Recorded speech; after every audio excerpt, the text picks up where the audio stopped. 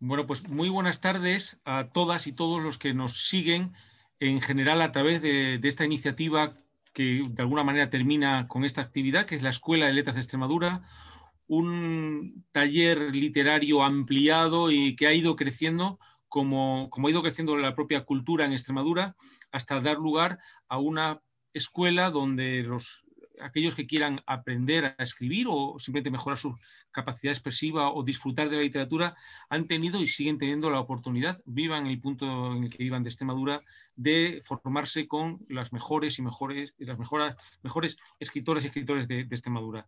Bien, con nuestro agradecimiento a UPEX, que además nos ayuda técnicamente, a los asistentes y hoy especialmente a María Jesús Fernández y sobre todo a Ana Luisa Amaral, la poeta que nos acompaña y que va a protagonizar esta tarde. Vamos a comenzar. Yo soy Luis Sáez, director de la Editora Regional de Extremadura, que como saben depende de la Consejería de Cultura, Turismo y Deportes de la Junta de Extremadura. Bien, pues vamos a pasar la palabra en primer lugar a Juan Carlos Corchero, que es miembro de la Comisión Ejecutiva de AUPEX y director de la Universidad Popular de Valencia de Alcántara, es decir, de una universidad que vive muy de cerca la cultura portuguesa. Muchas gracias, Juan Carlos. Muchas gracias a ti. Buenas tardes. Bienvenidos a esta actividad que la Escuela de Letras de Extremadura desarrolla con motivo de la celebración de este Día de Portugal. Antes de nada, quería disculpar la ausencia de Mónica Calurano, presidenta de la Asociación de Universidades Populares de Extremadura, que no puede estar con nosotros hoy por motivos profesionales y que me ha pedido que la represente. Lo que, como has comentado, Luis, supone un orgullo para una universidad popular tan rayana como es la de Valencia de Alcántara. Y precisamente en esta fecha celebramos todos los años, este año no ha podido ser, pero todos los años coincidiendo con el Día de Portugal, actos muy emotivos como el abrazo solidario que realizamos con la población vecina de Marbao, o el programa Patios Contados, donde unimos poesía, cuento, música y bellos patios privados y públicos de los dos municipios. O sea que para nosotros este mes siempre ha sido importante. También AUPEX se suma año a año a esta celebración del Día de Portugal. Recordemos, por ejemplo, que el año pasado se celebró este día con 2 eventos literarios a través del programa La UP No Para. Se realizó un coloquio literario protagonizado por la escritora portuguesa Lidia Jorge y los extremeños Juan Ramón Santos y Antonio Sáez Delgado, organizado por el Gabinete de Iniciativas Transfronterizas. Y también se realizó una mesa redonda titulada Memoria Portuguesa de Antonio Franco, organizado por la Editora Regional. Decir que este encuentro virtual se enmarca dentro de las acciones de la iniciativa Escuela de Letras de Extremadura, que AUPEX realiza en colaboración con la Consejería de Cultura a través de la Editora Regional y el Plan de Fomento de la Lectura, así como la Asociación de Escritores Extremeños y la Fundación Rebroso. Y en este punto quiero agradecer a Miriam García Cabezas no solo su presencia hoy en esta actividad, sino su apoyo incondicional a todo el programa que se ha ido llevando en la escuela a través del año 2021 y en el que quería puntualizar las siguientes acciones brevemente. Se han realizado 12 presentaciones de libros a través de la Editora Regional. Se han realizado 3 cursos, uno sobre el conocimiento de 3 poetas, Cernuda, Lorca y Salinas, impartido por José Luis Roza entre febrero y marzo, y en donde han participado 40 personas. Otro sobre narrativa, impartido por Pilar Galán entre febrero y marzo también, y donde participaron 17 personas. Y uno último sobre música y poesía, Te doy una canción, impartido por Daniel Casado entre marzo y mayo, en el que también participaron 17 personas. Hay que resaltar que las 207 solicitudes que se han realizado para estos cursos, lo que da una idea del interés que existe por este tipo de acciones. Y por último, los 3 encuentros virtuales entre líneas, incluido el de hoy, en el que tenemos el placer de contar con la presencia de Ana Luisa Amaral. Por mi parte, lo único que espero que disfruten de una bella tarde literaria. Gracias, Luz. Muchísimas gracias, Juan Carlos. Bien, ahora va a intervenir la Secretaria General de Cultura de la Consejería de Cultura, Turismo y Deportes de la Junta de Extremadura, Miriam García Cabezas.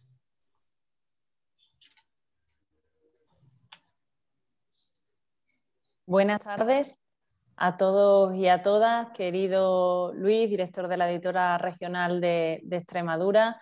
Juan Carlos Corchero, muchas gracias por tus palabras y por hacer posible, en colaboración con la Consejería de Cultura, Turismo y Deportes de la Junta de Extremadura, pues esta actividad de la Escuela de Letras, que es cierto que pusimos en marcha de manera online para responder a esa necesidad de la virtualidad que obligaba los tiempos, pero que hemos querido seguir manteniendo viva por la posibilidad de unirnos a los amantes de la lectura, de los libros, del diálogo, a través de las posibilidades de la digitalización que tenemos en estos momentos, y gracias a lo que nos podemos encontrar hoy aquí también con Ana Luisa Amaral y también con María Jesús Fernández. Agradecerte, María Jesús, que estés también aquí con nosotros, y por supuesto Ana Luisa Amaral, que es un placer el contar con ella, y además sabiendo pues que hoy tenía también otras cosas pendientes en agenda y que ha preferido estar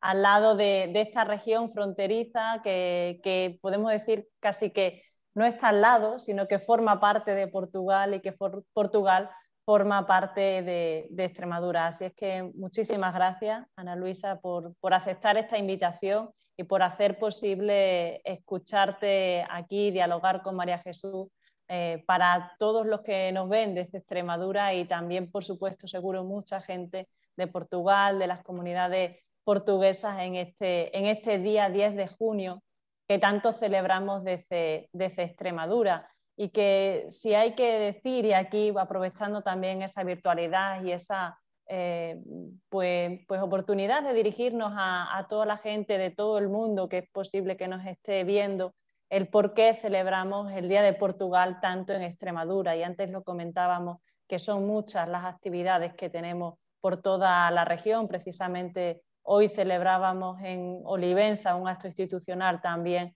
con motivo del 10 de junio, y esta celebración que la hacemos de manera ordinaria y natural todos los años, está en nuestra agenda como una cita reseñable, es posible porque cuando empezamos con esta autonomía, con el gobierno de la Comunidad Autónoma de Extremadura, se tuvo muy en cuenta esa vocación extremeña de tender el lazo y la mano a Portugal y también a Iberoamérica. Y es más, en nuestro propio Estatuto de Autonomía se refleja esa necesidad de relación con Portugal, una relación a través de la economía, a través de la sociedad, de la cultura, por supuesto, y siempre con el ánimo de aprender, de complementarnos la ciudadanía portuguesa con la extremeña, también aprovechar toda la fuerza, todo el ánimo, todo el trabajo que desarrollemos Portugal y también Extremadura. La acabamos de ver en esta pandemia que hemos sufrido, que juntos somos más fuertes, y es lo que tenemos que seguir haciendo, trabajando juntos a un lado y a otro de la raya. Y es ese deseo de colaboración conjunta lo que nos mueve a desarrollar acciones en todos los campos, y más si cabe en el campo de la cultura. Y para ello pues quisiera poner algunos ejemplos, como es la serie Letras Portuguesas, que lanzamos desde la editora regional de Extremadura, con nombres relevantes de la literatura escrita en portugués, o también los clubes de lectura que son impulsados por el Plan de Fomento de la Lectura de Extremadura, de nuestra Consejería, de la Junta de Extremadura, o también el teatro que se hace tanto en portugués como en español, y que muchas actividades de artes escénicas se celebran también este día con ese doble perfil lingüístico y ese doble espíritu portugués y también extremeño, propuestas musicales, cinematográficas, o también la necesaria, la relevante Cátedra de Estudios Ibéricos de la Universidad de Évora, que hace muy poquito se puso en marcha, que está teniendo un gran éxito y que nos está dando la oportunidad de conocernos mucho mejor. Y eso se nota en la sensibilidad que tenemos los extremeños y las extremeñas por nuestra relación y la necesaria vinculación con Portugal, la admiración que tenemos por su cultura, por su manera de vivir, por su empeño, por su trabajo y por la relevancia de los nombres de la cultura, de la política, de la economía que vienen de Portugal y de las comunidades portuguesas. Y en ese sentido quería destacar el nombre de Ana Luisa Amaral, una poeta con una proyección grande en Portugal, en nuestro país y a nivel internacional, que cuenta con una obra con la que es muy difícil no identificarse, una obra contemporánea que aborda lo cotidiano, que aborda desde lo minúsculo pues las grandes preocupaciones que tenemos al día de hoy, nuestras inquietudes, nuestros intereses, y todo a través de la palabra, todo a través de la poesía. Así es que yo muy agradecida, Ana Luisa, de que esté con nosotros, de que este premio Reina Sofía de Poesía Iberoamericana 2021 nos acompañe en un día tan significativo como es el Día de Portugal, y agradecerle que siempre haya estado dispuesta a participar también en actividades a las cuales se le ha brindado pues la oportunidad de estar con nosotros, ¿no? Y me refiero también al aula de literatura 10 Canedo, un aula con una trayectoria bastante larga en la que han participado grandes nombres de la literatura, y por supuesto también en Portugal, al estar vinculada a la ciudad de Badajoz, y ahí recuerdo su presencia en este aula que también impulsamos desde la Consejería de Cultura, Turismo y Deporte junto con la Asociación de Escritores de Extremadura. Así es que yo espero que hoy podamos recordar esa presencia de otras veces de Ana Luisa físicamente en nuestra región, en Extremadura, hoy a través de las redes, a través de la posibilidad que nos da la digitalización, y que tengamos pues ese diálogo, que tengamos la oportunidad de escuchar ese diálogo con María Jesús Fernández, que bueno, decir que es esa pieza clave que nos vincula a través de la lengua y la cultura también con Portugal. Así es que agradeceros a todos y a todas que estéis escuchándonos, agradeceros que hagáis posible que se celebren estos encuentros entre líneas, las presentaciones de libros, porque si no hubiera nadie al otro lado sería un fracaso y no seguiríamos empeñados en esta tarea. El hecho de que tengamos a alguien al otro lado de la pantalla nos impulsa a seguir hacia adelante y a que tengamos nombres tan relevantes como el que tenemos hoy de Ana Luisa Amaral. Así es que muchas gracias, enhorabuena, y estamos atentos a aprender, a colaborar y a empaparnos mucho de todas las ideas que aquí se viertan. Muchas gracias. Muchísimas gracias, secretaria. Bien, pues ahora ya vamos a pasar al diálogo y al encuentro con Ana Luisa Amaral, que además va a estar, bueno, pues va a mantener ese diálogo con alguien que para Extremadura es muy importante, que es María Jesús Fernández García, profesora titular de lengua gallega y portuguesa de la Universidad de Extremadura, con un largo currículo ya de traducciones y de investigación. Empezó estudiando la vinculación entre lengua y política. Su trayectoria la ha llevado a trabajar mucho sobre el teatro del siglo de oro, sobre la narrativa del siglo XX, incluso su relación política con las dictaduras, y que es responsable, por ejemplo, de la historia de la literatura portuguesa, en la que colaboró la Junta de Extremadura, y que me parece importante destacar que tiene una perspectiva de género innovadora para el momento, y que en el rato previo que hemos tenido ha demostrado que mantenía unos vínculos que no conocíamos con Ana Luisa Amaral, lo que nos ha alegrado mucho, porque la propia poeta Ana Luisa Amaral al mismo tiempo ha comentado que no solamente estaba vinculada a Badajoz por esa lectura que muchos recordamos en el aula 10 Canedo, sino por vínculos muy anteriores y ocultos, y sin embargo muy del corazón. Así que pues ya os dejamos, María Jesús y Ana Luisa, con nuestro agradecimiento enorme, porque es imposible imaginar un día de Portugal mejor que con la presencia de nuestra poeta. Pues muchísimas gracias. Adelante. Comienzo igualmente dando las gracias en primer lugar a Miriam García Cabeza por la invitación que me han hecho a participar en este diálogo, por supuesto a Luis Sáenz como director de la editora regional, compañero de promoción, amigo, y a Juan Carlos Corchero en nombre de la AUPEX. Gracias por esta invitación que supone para mí la posibilidad de conversar con Ana Luisa Amaral, una poeta que ya lo habéis señalado todos en vuestras intervenciones, una poeta imprescindible en el panorama literario portugués actual. Una poetisa de la que he hablado en mis clases a mis alumnos, de la que he sido lectora desde hace años, tal vez desde que leí en los años 90 como un poema suyo en el que se partían unas gafas y se partía el alma por la mitad. Desde ese momento creo que quedé, digamos, prendada por la poesía de Ana Luisa Amaral. No me voy a extender demasiado en los datos biográficos porque esta información está muy accesible y porque estos días hemos tenido todos la ocasión de leer en los medios españoles y de ir conociendo todos estos aspectos debido a la concesión del premio Reina Sofía y que ha abierto esta posibilidad, ¿verdad? Que toda la prensa se ha volcado y nos ha informado debidamente de cuál era la trayectoria, el origen, la trayectoria y hasta algunas claves de su poesía, ¿verdad? Pero me gustaría recordar algunos datos, en cualquier caso. Recordar que Ana Luisa nació en Lisboa, pero desde muy pequeña vive en el norte de Portugal, en la vila de Lessa de Palmeira, que es profesora en la Facultad de Letras de la Universidad de Oporto, profesora en el ámbito de los estudios angloamericanos.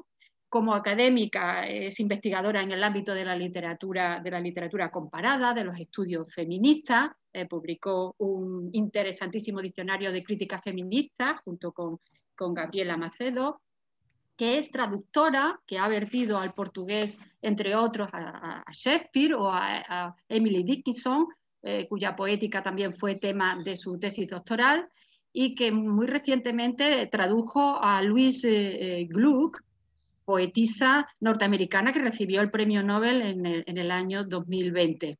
Es, por tanto, una faceta que se suma a tantas otras. Pero quizás, y yo sospecho, que sobre todo Ana Luisa es poeta, desde siempre. Probablemente desde las aburridas clases de francés del Colegio de Monjas Españolas donde estudió de niña, ¿no? Aunque su primer libro de poesía no aparece hasta el año 90 o lo publica en el año 90. Miña Señora de qué, un título en sí mismo inspirador, ¿no? Y provocador. Miña Señora de qué, ¿no? Aunque en ese libro hizo testamento poético antes de subirse a un avión, la vida le ha regalado muchos días y muchos versos. Y desde 1990 hasta hoy ha publicado cerca de 20 poemarios y ha recibido por ellos importantísimos premios. En Portugal, el Gran Premio de la Asociación de Escritores Portugueses, el premio Virgílio Ferreira, recientemente, de la Universidad de Évora. También ha recibido premios en Italia y en España, con el Reina Sofía, creo recordar que son ya 3 premios los que ha recibido en nuestro país y que de alguna manera son el reconocimiento de que existen también muchos lectores de su poesía en este lado de la frontera. Escribió en algún momento de dolorosa despedida que a literatura de nada vale sem a vida, mas a literatura não é vida. Sin embargo, creo que la vida asoma a su poesía continuamente, en forma de una miga de pan que encuentra por casualidad entre las hojas de un libro, en un tazón que se rompe al caer, en la pregunta de su hija, ¿qué es vivir para siempre? En relación a su poesía, los críticos han hablado, y en relación a este aparecer de la vida en sus versos, los críticos han hablado de poética de lo cotidiano metafísico, de la poética de la experiencia, de la iluminación o revelación de las pequeñas vivencias.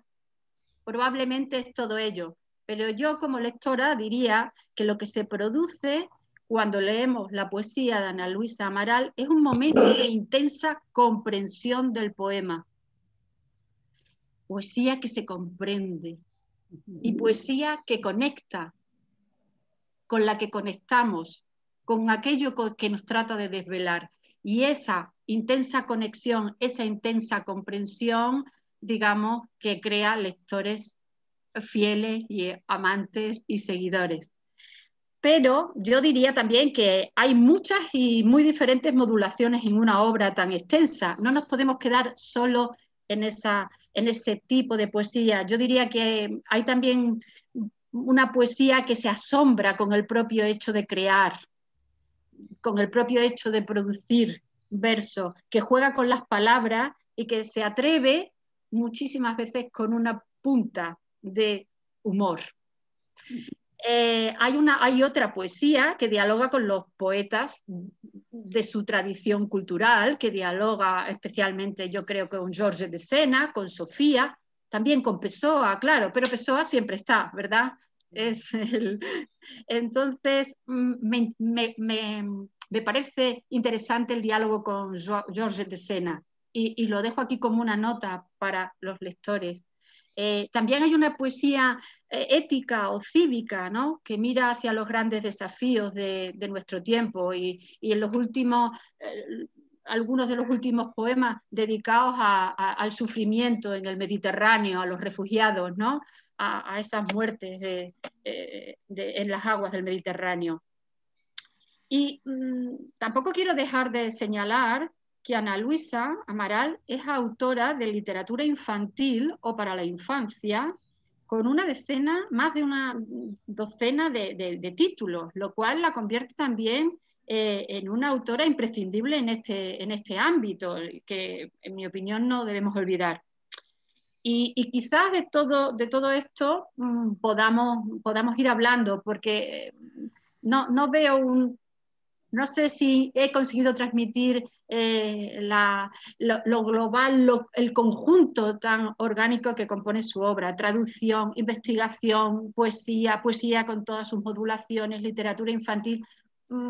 Como no podríamos más que calificarla como una autora integral, ¿no?, con muchísimas facetas. Entonces creo que podríamos hablar un poco de algunas de ellas, aunque también creo que es difícil encontrar hoy el tema y la pregunta que no le hayan hecho en estos días tras recibir el premio Reina Sofía, porque ha debido ser un aluvión de llamadas, de mensajes, de comentarios, de qué cosas nuevas podemos hablar. Pero bueno, vamos a empezar quizás, Ana Luisa, si está de acuerdo, por quiero preguntarle por esta experiencia precisamente. ¿Qué ha significado o qué emociones van asociadas, ¿no?, a la concesión de este premio en España? Porque yo a veces la he oído comentar que la han leído antes y la han traducido antes en naciones, territorios y en lenguas mucho más distantes de la nuestra. Entonces ahora me gustaría que empezáramos con este asunto tan actualísimo, ¿no?, que es el significado, las emociones, que España la reconozca de esta manera. Bueno, yo para comenzar quiero agradecer, naturalmente, quiero comenzar con agradecer en el primer lugar a la persona que me contactó, que fue Luis Sáez Delgado. Muchas gracias, Luis, por haberme invitado. Claro, a Miriam García Cabezas, que está presente, muchas gracias también, a Juan Carlos Corchero y, claro, last but not least, a María Jesús Fernández García, que me ha presentado también y que de hecho, bueno, nosotras nos habíamos encontrado hace muchos años en Couvillén, pero yo no me acuerdo muy bien, fueron muchos años ya.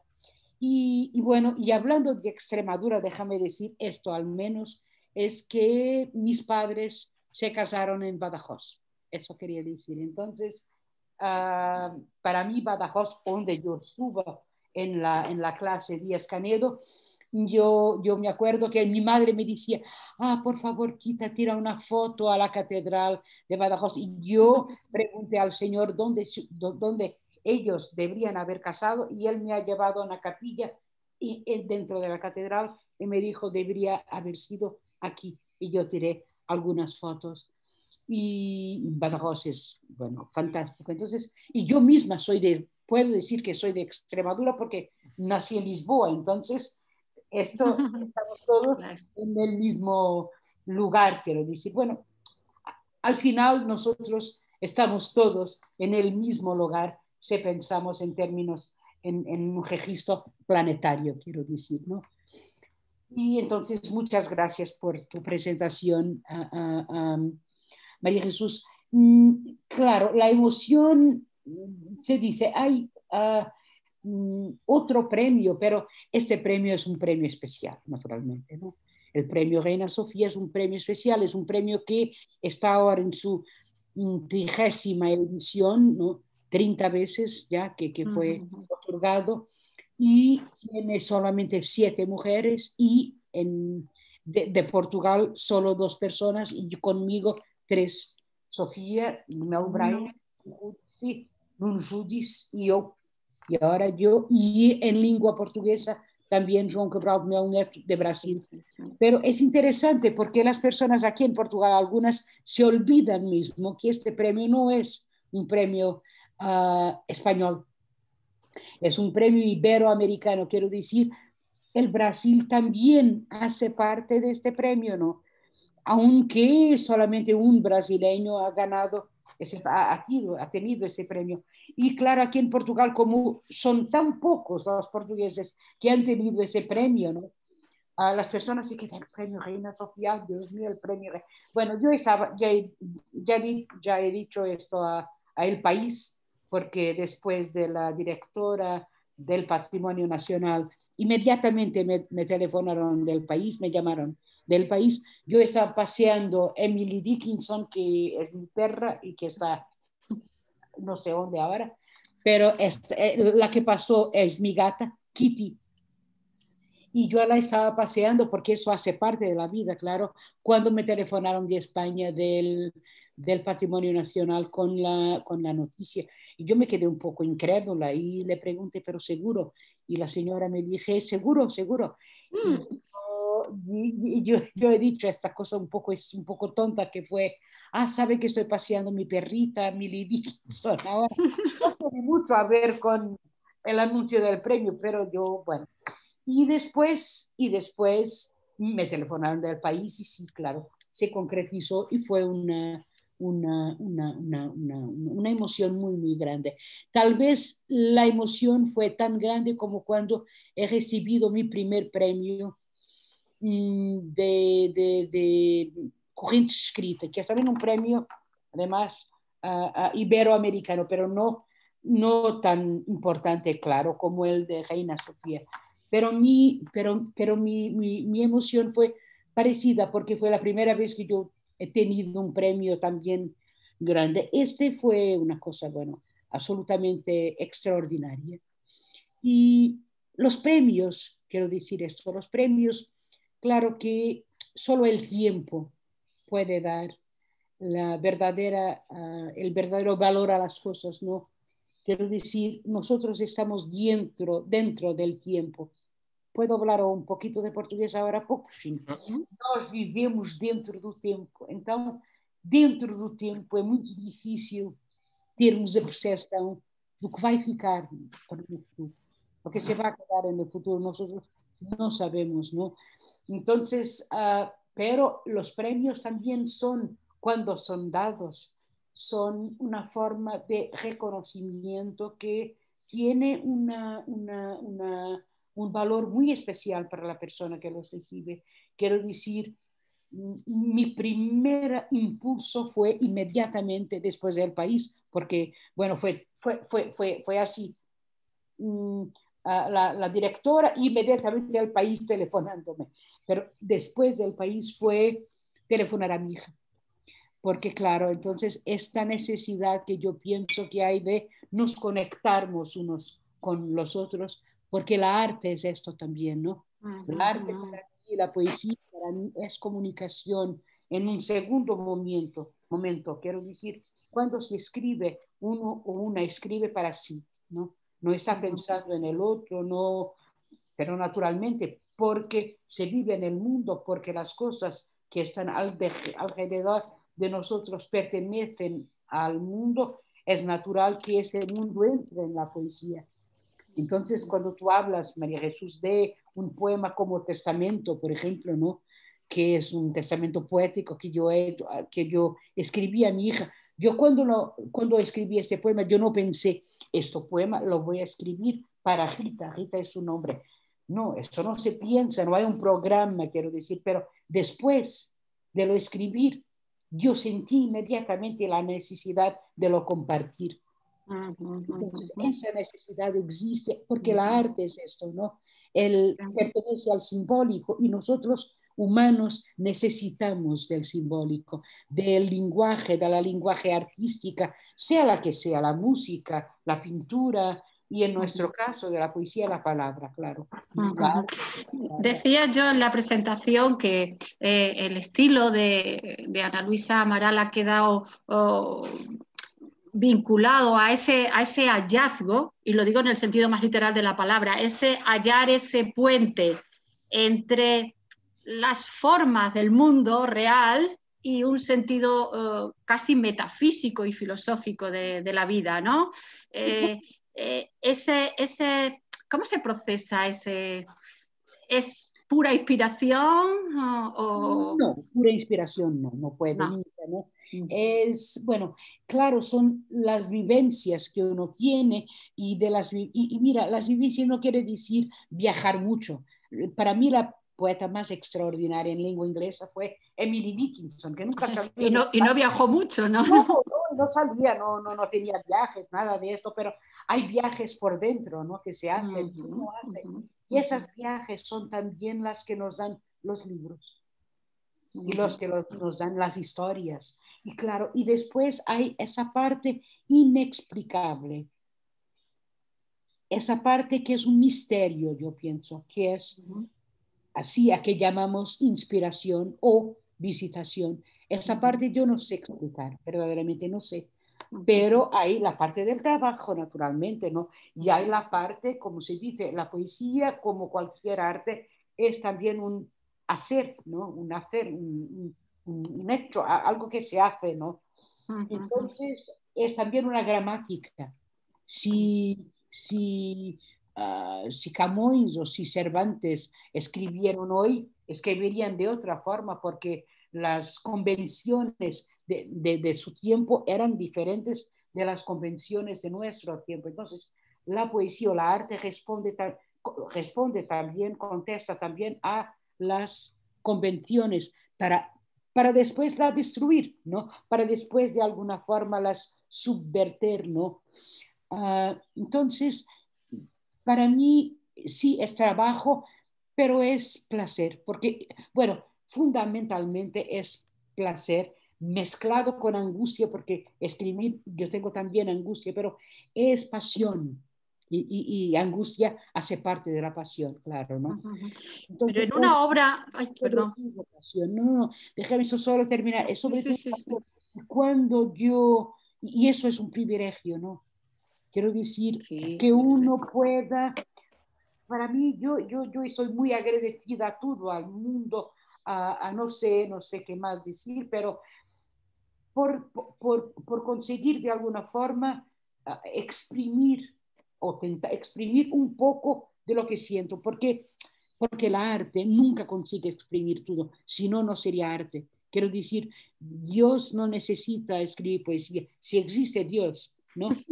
Él no necesita escribir, no necesita pintar, no necesita compor sinfonías porque es la perfección, ¿no? Pero la arte intenta siempre la perfección, sabiendo que nunca consigue la perfección. Pero es este gesto un poco paradoxal, ¿no? Porque se intenta así. Y con las palabras es un material maravilloso y al mismo tiempo tan letal, ¿no? Con una palabra tú puedes destruir una persona, verdaderamente, ¿no? Por ejemplo, la sentencia de muerte, pero destruirla, quiero decir. Emily Dickinson decía, there is a word which bears a sword, can pierce an armed man. Hay una palabra que tiene una espada, un puñal, no sé, puede traspasar un hombre armado. Y eso es verdad, ¿no? Nosotros con una palabra podemos destruir a otra persona. ¿no? Más mismo que se le, não sei como se diz, que se lhe batamos, mais que bater, às vezes uma palavra agride. Más que golpear, sí. Una palabra es una forma de golpear, pero es también una forma de salvar tantas veces, ¿no? Y de elevar tantas veces, ¿no? Entonces la poesía puede ser una forma de resistencia y ser una forma, mismo la lírica, ¿no? La poesía lírica puede ser una forma de conexión.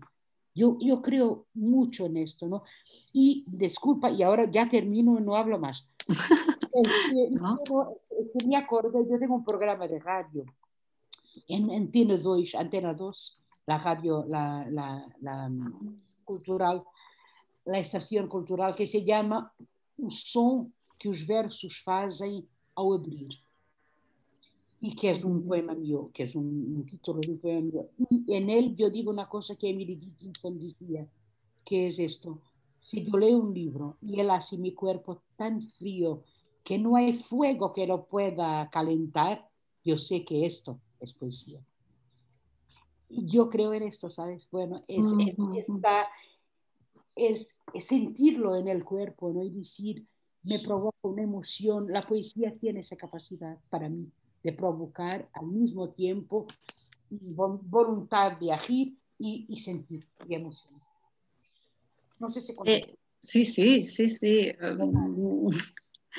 Hablaba yo también de que hay diferentes modulaciones. Es una obra ya extensa, es una obra extensa también en el tiempo. Y entonces hay diferentes tipos de poesía, modulaciones, ¿no? La poesía en diálogo, la poesía con otros poetas, la poesía épica en el libro Escuro, ¿no? Un libro diferente, ¿no?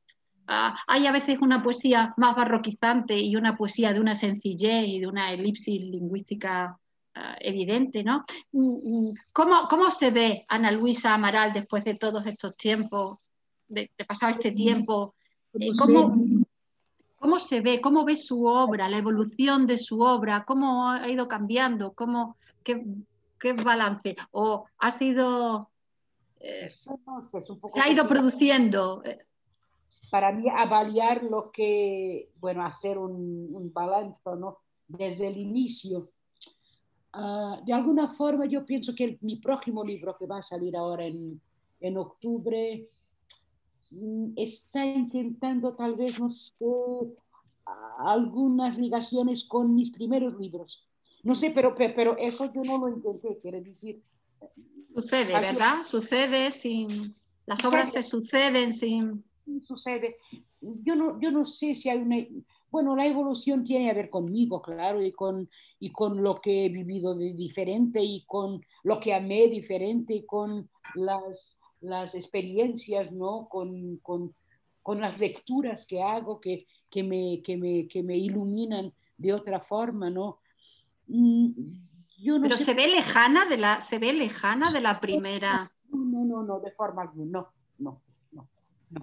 Esto no, de forma no. Mira, yo mismo ahora va a salir el próximo año una nueva poesía reunida en Portugal, porque ya hay dos, una en 1990-2005, otra en 1990-2010, y ahora va a salir una en 1990-2022, que va a tener 1000 y no sé cuántas páginas, un horror, pero bueno, porque son muchos libros, pero con Asirio otra vez.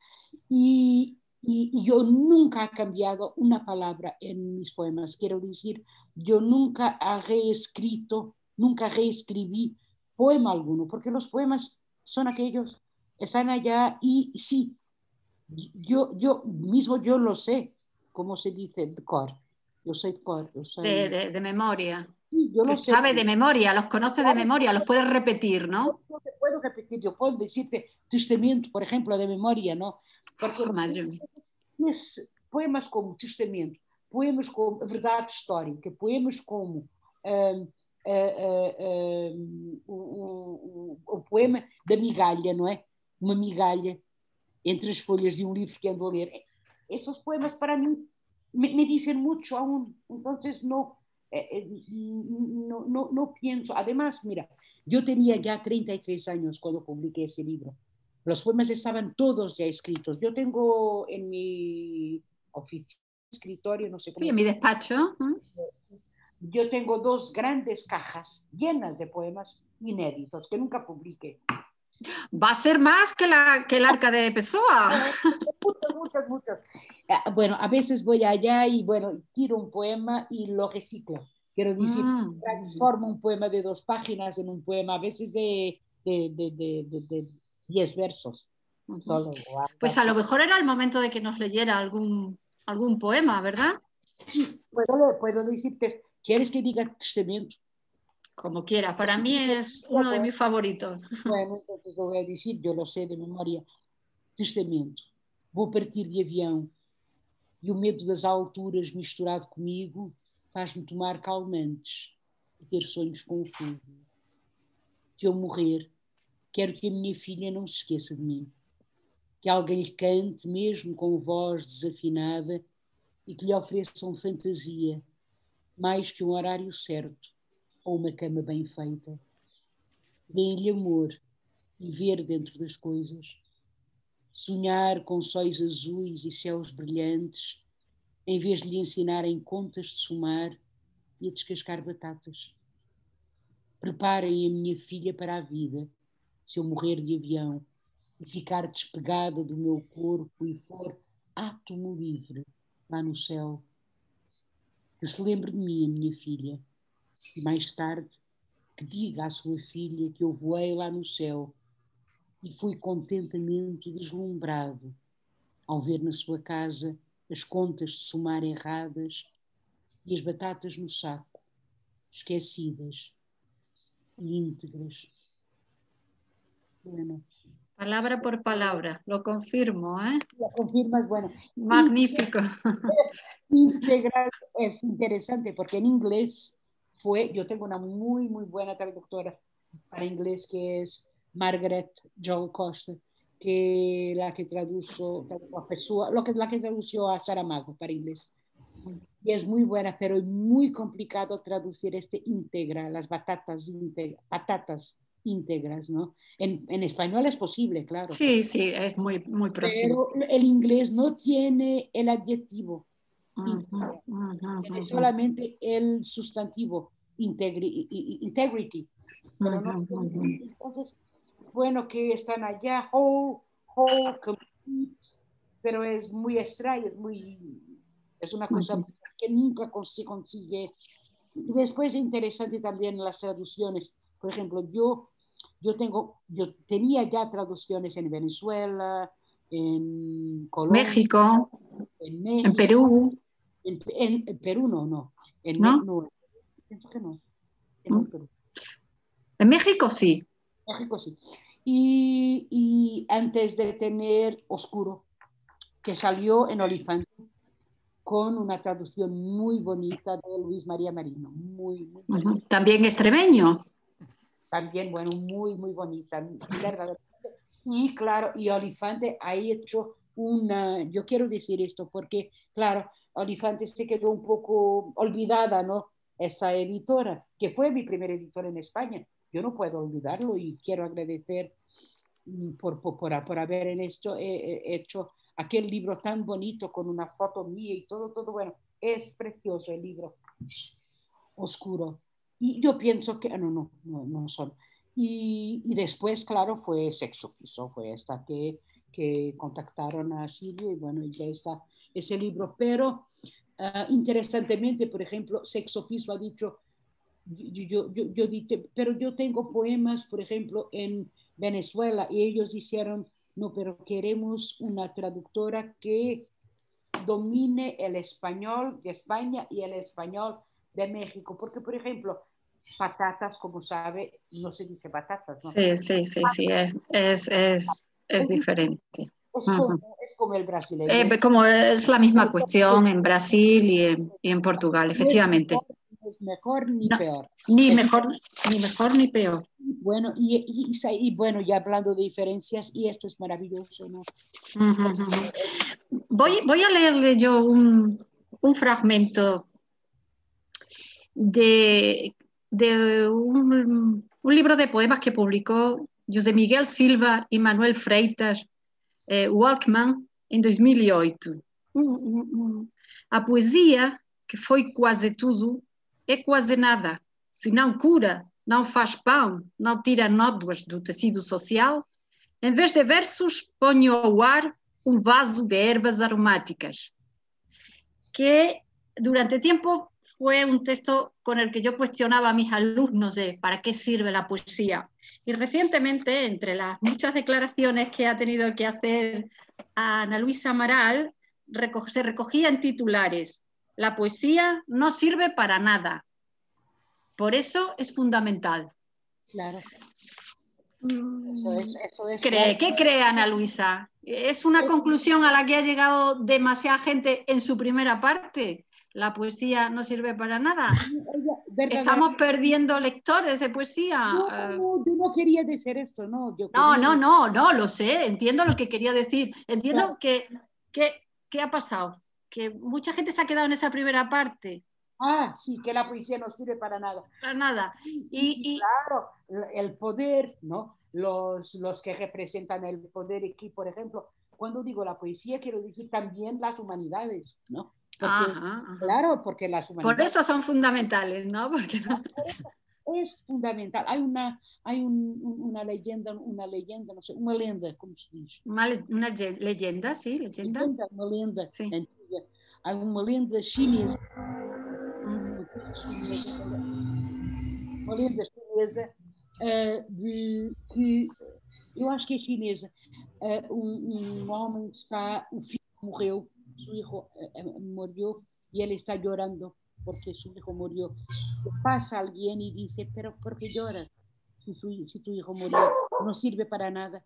Y él contesta, precisamente porque no sirve para nada. Quiero decir, es necesario, ¿no? Perdón, eso es Millie Dickinson ahora que... Está ladrando versos. Quiere hablar también. Yo tengo un poema a ella en ese libro. Bueno, pues cuando quiera. Sí, pero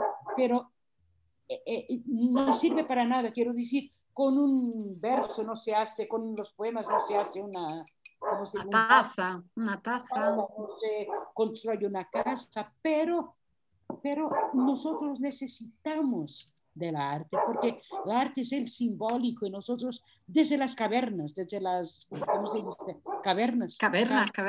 Desde las cavernas, ¿no? En que dibujábamos esto, en que las madres probablemente hablaban con sus hijos y no sé si la poesía no nació allá, ¿no? Con las madres repitiendo a sus hijos lo que no podían decir probablemente, pero sus hijos no podían contar. Entonces, no sé si el ling-a-ling, as melopeias, la música.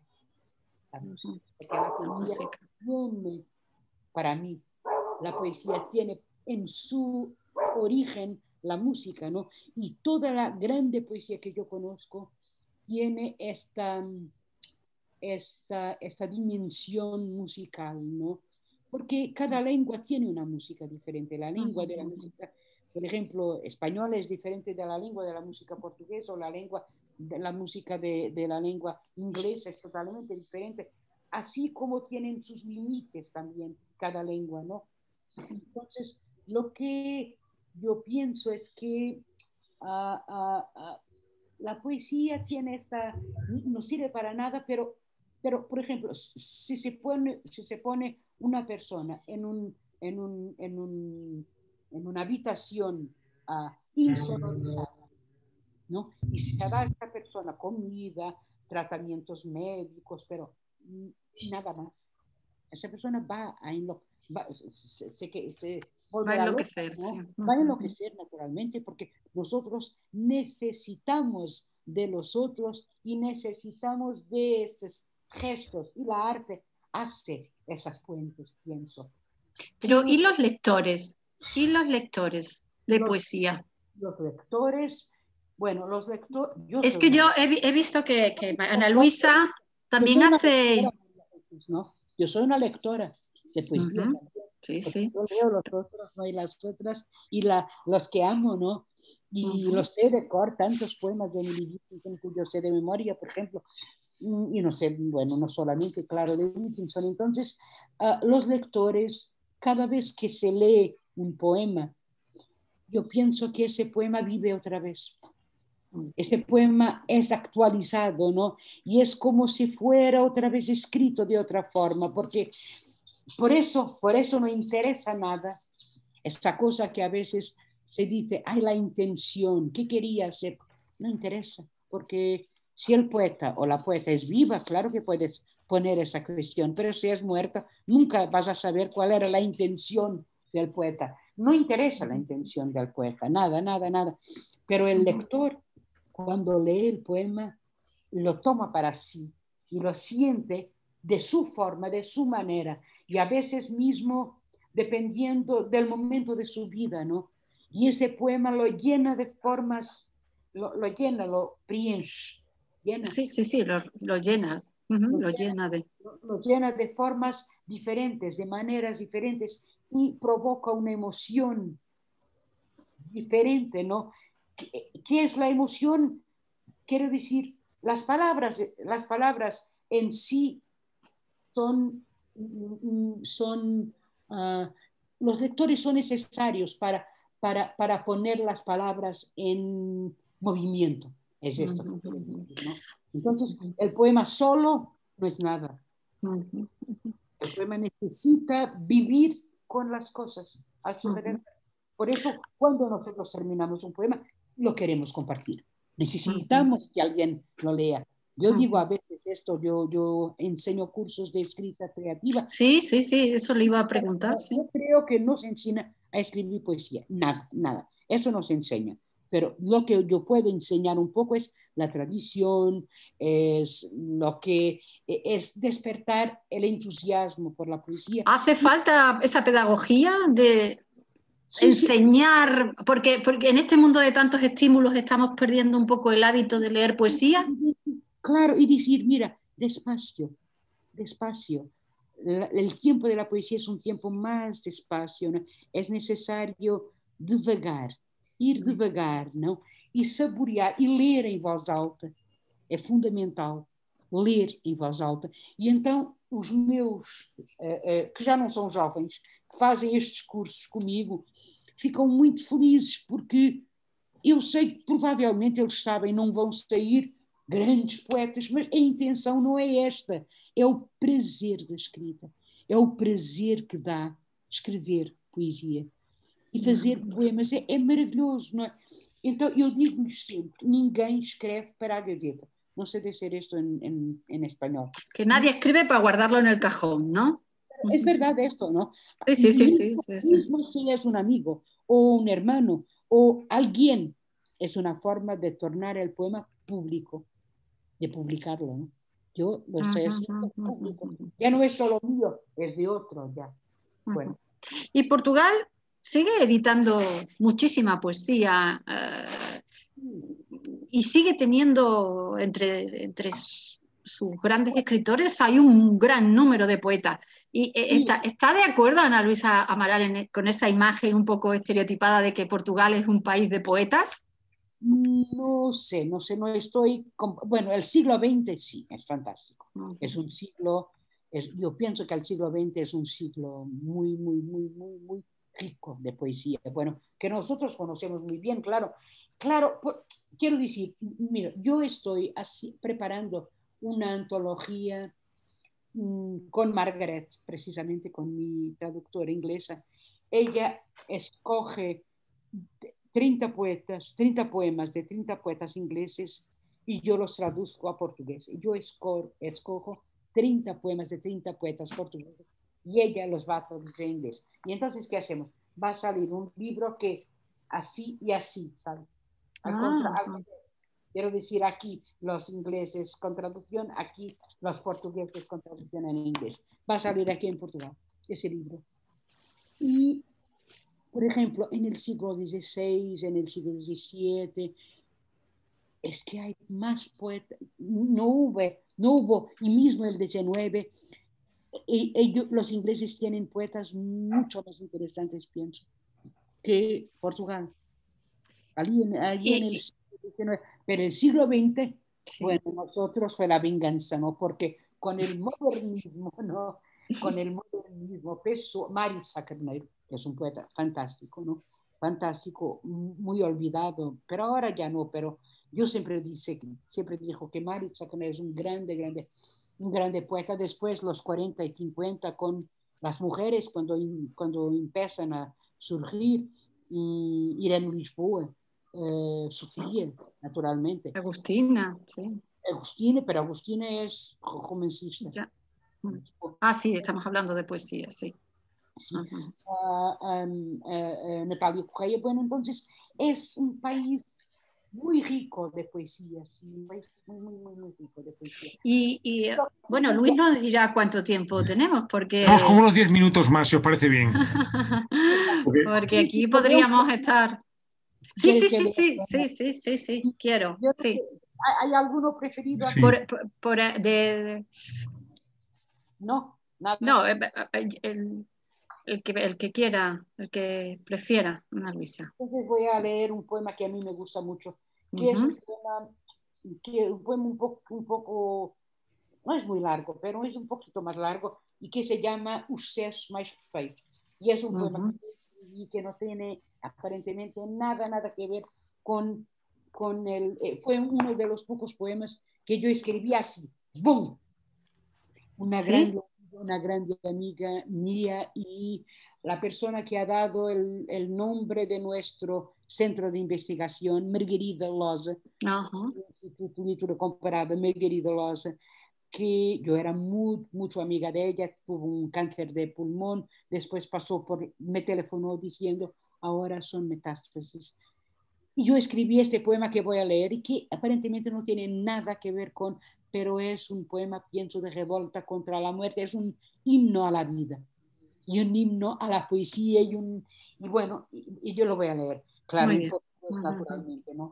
¿Se entiende, no? Yo no voy a leer en español. No. En portugués.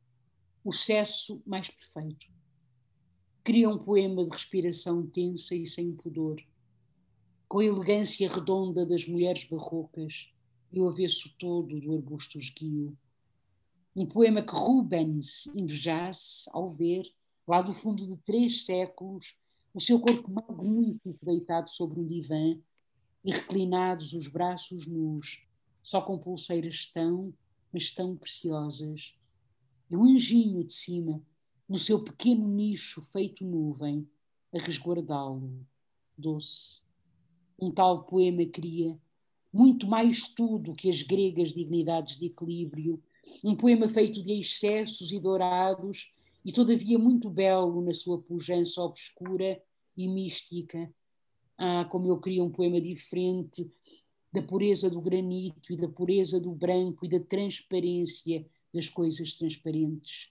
Poema exultando na angústia, largo rododendro, cor de sangue, uma alameda inteira de rododendros por onde o vento, ao passar, parasse, deslumbrado e em desvelo, e ali ficasse, aprisionado ao cântico das suas pulseiras mas tão preciosas. Nu, de redondas formas, tal poema cria uma contra-reforma do silêncio. Música a preencher-lhe o corpo, e o cabelo entrançado de flores e de serpentes, e uma fonte de espanto polifónico a escorrer-lhe dos dedos. Reclinado em divã forrado de veludo, a sua nudez redonda e plena faria grifos e sereias empalidecer, e aos pobres templos, de linhas tão contidas e tão puras, tremer de medo só da fulguração do seu olhar dourado. Música, e a explosão da cor, espreitando lá do fundo de 3 séculos murilho calado, ao ver que simples eram os seus anjos, junto dos anjos nus deste poema, cantando em conjunção com outros astros louros, salmodias de amor e de perfeito excesso.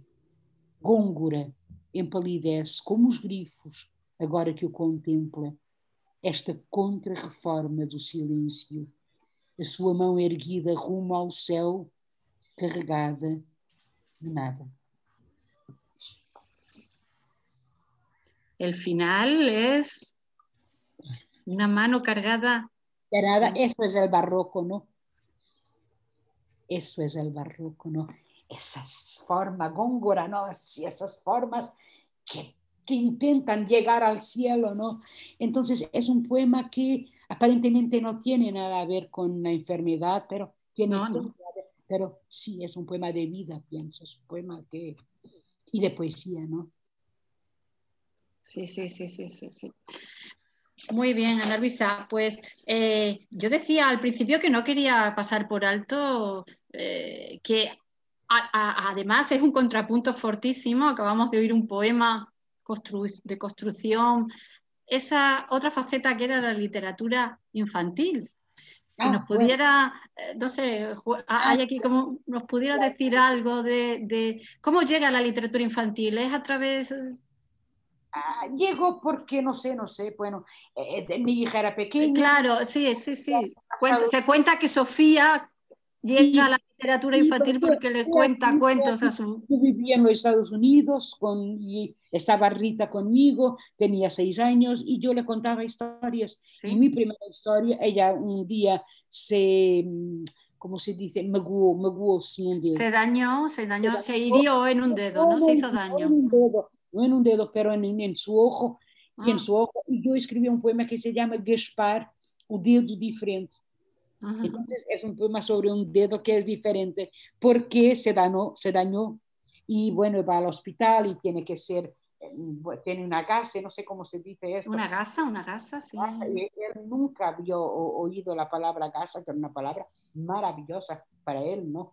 Primero fue muy horrible, pero después era diferente de los otros, ¿no? Porque todos los días la gasa era quitada y bueno, tenía bueno, un tratamiento especial, ¿no?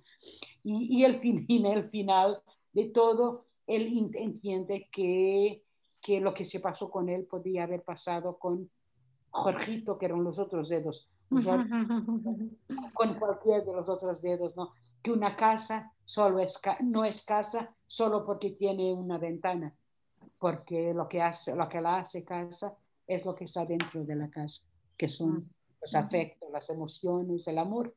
Y entonces Gaspar entiende que eso podría haber pasado con todos. Bueno, entonces son todos ellos historias, las primeras que yo escribí, que tienen a ver con el respeto por el otro, con las diferencias. Tengo también una estrella y un ordenador, una estrella que se torna amiga de una estrella que ve un ordenador que brilla y se torna amiga de ese ordenador y un día ese ordenador muere y bueno, y hay una cosa muy, muy complicada para la estrella, cómo hacer ahora perder un amigo así, ¿no? Que era el ordenador que hablaba con ella, que decía, yo soy un computador. Bueno, y eso, para mí, ¿sabes? Escribir para niños. Y después, todos los otros libros que tengo son todos en verso. Tengo uno que se llama História da Aranha Leopoldina. Era uma aranha que não queria fazer teia, só queria fazer meia. Então, são todos sobre as diferenças, são todos sobre este mundo maravilhoso, porque não há 2 folhas numa árvore iguais, não há. Não há. São todas diferentes umas das outras. Porque é que as pessoas porque é que nós não havemos de ficar felizes com o diferente e com o diverso, em vez de querermos que toda a gente seja arregimentada, não é? Dentro daqueles parâmetros e cada vez mais. ¿Y será también una manera de formar lectores, futuros lectores de poesía? Claro. Bueno, eso, como digo, nunca me pasó por la cabeza, quiero decir. Yo tengo un libro que se llama Como tú, que es un libro que está traducido en Colombia, mira, pero no en España. Pero está traducido y publicado en Colombia y en Francia también. Y va a ser ahora en Alemania. Se llama Como Tú y es un libro que acaba con... que é um livro também sobre as famílias, sobre o respeito, mas é inverso. E é um livro que a determinado momento diz guardar, cuidar quer dizer proteger, guardar, unir. Entonces, esta idea de proteger, de guardar el otro, de unir el otro, yo pienso que toda la grande poesía, por eso yo digo que toda la grande arte para mí es ética. Tiene esa preocupación estética, claro, de la belleza, naturalmente, y a veces no de la belleza, a veces es de lo feo, pero lo feo para denunciar lo feo, ¿no? Lo feo que hay, por ejemplo, yo no sé si se puede, Celan, no sé si se puede hablar de belleza en los poemas de Celan, pero se puede, claro, hablar de poemas fortísimos, poderosísimos, ¿no? Pero son éticos, claro. Entonces, eso es la grande poesía es ética. Lo que has leído me acuerda mucho un poema leído de Freitas y da Silva, sí. Manuel Silva, sí. José Manuel Silva. Me acuerda mucho porque la poesía tiene esa capacidad de se anticipar a las teorías siempre.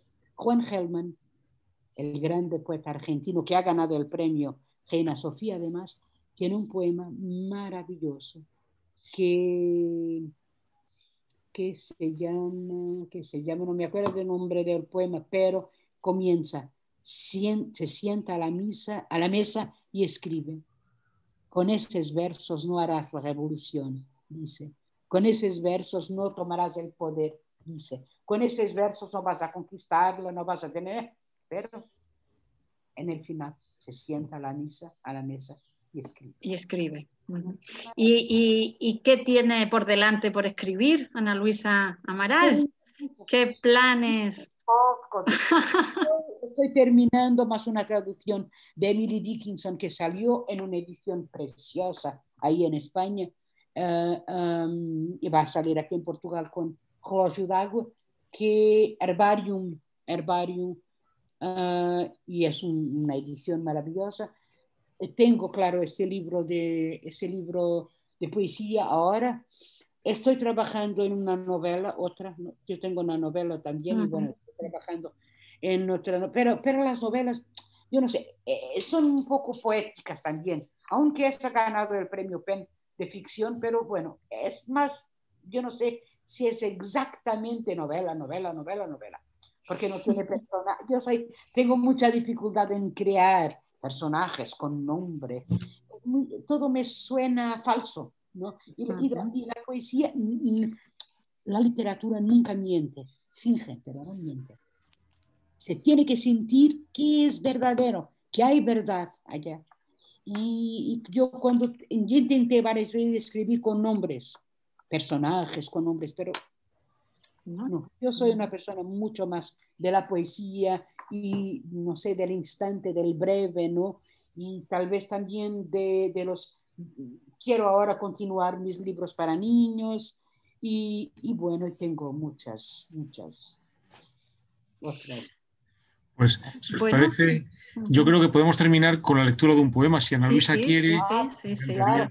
Y darle las gracias por esta charla y este contacto esta emoción que se transmite mientras habla y lee. Muchas gracias. Muchas gracias, María Jesús, muchas gracias por la charla, muchas gracias, Luisa, Miriam y a Juan Carlos, Miriam García y a Juan Carlos Corchero Cabezas y a Juan Carlos Corchero también quiero agradecer, y todos y todas, bueno, personas que pueden haber visto esta charla nuestra. Entonces voy a leer un poema que se llama Metar é fácil. Es un de otro Cristo, ¿no? Metar é fácil. Y eso pasó verdaderamente porque yo estaba en París y estaba en una, no sé cómo se dice, esplanada.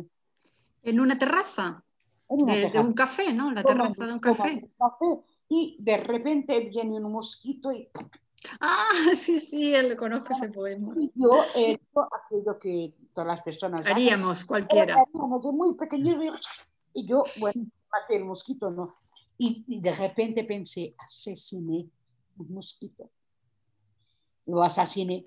Y bueno, y escribí ese poema que comienza, asesiné tan fácil con la uña, pero voy a leerlo en portugués, claro. Sí, sí. Ah, claro, y el título también, cuando lo puso, pensé un poco en Agatha Christie, que tiene un libro que se llama Matar es fácil, en que ella dice una grande verdad. Ella dice, la primera vez que se mata es un poquito difícil, la segunda no es tan difícil, la tercera, bueno, comienza a ser fácil. Lo mismo con la corrupción, nosotros sabemos, ¿no? Con todo, bueno. Con todo, sí. É fácil. Assassinei, tão fácil, com a unha, um pequeno mosquito que aterrou sem licença e sem brevet na folha de papel. Era em tom invisível, asa sem consistência de visão e fez, morto na folha, um rasto em quase nada. Mas era um rasto em resto de magia, pretexto do poema, e ardendo a sua linfa por um tempo menor que o meu tempo de vida, não deixava de ser um tempo vivo. Abatido sem lança, nem punhal, nem substância mortal, um digno cianeto ou estricnina, morreu, vítima de unha, e regressou ao pó, uma curta farinha triturada, mas há de sustentar, tal como os seus parentes, qualquer coisa concreta. Será, daqui a menos de anos 100, de uma substância igual à que alimenta tíbia de poeta, o rosto que se amou, a pasta do papel onde aqui estou, o mais mínimo ponto imperturbável de cauda de cometa. Fantástico, fantástico, qué bien. Colofón.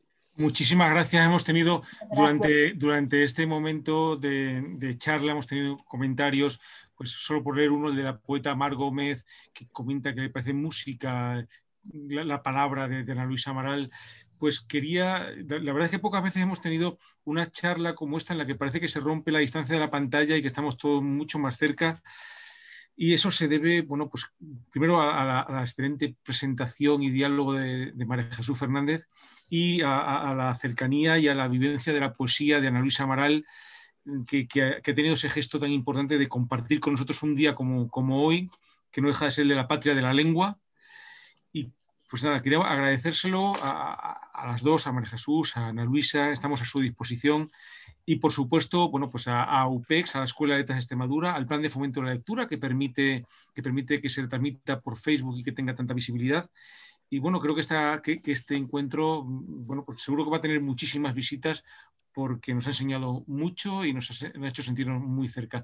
Muchísimas gracias. Muchas gracias, muchas gracias. Yo me agradezco. Muchas gracias.